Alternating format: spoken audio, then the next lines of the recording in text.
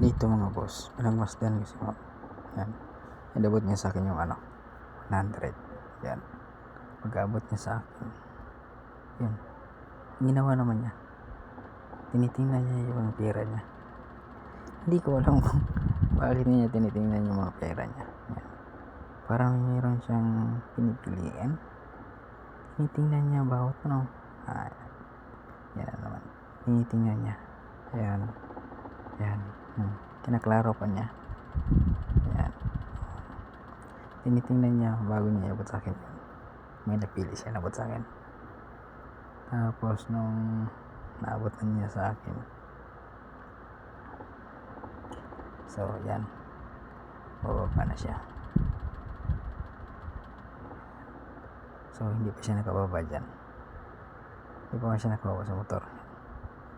Tapos sabi ko baba na, kasi tagal namin dyan nakababa eh. Tagal niya bumaba dyan.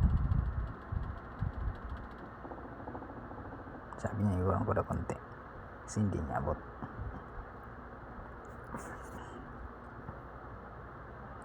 Tapos tinagilid ko yung motor para yan. Yan. Malapit na siyang nakababa. Bababa na siya dyan.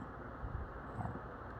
Tapos nung bumaba siya, di kumuha na ka ng barya, panukli. Yan.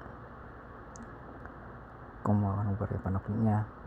Tapos siya kaplastik yung barya ko.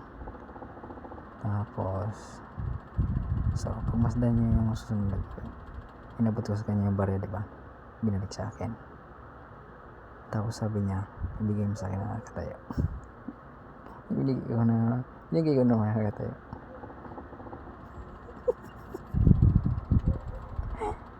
Gagi.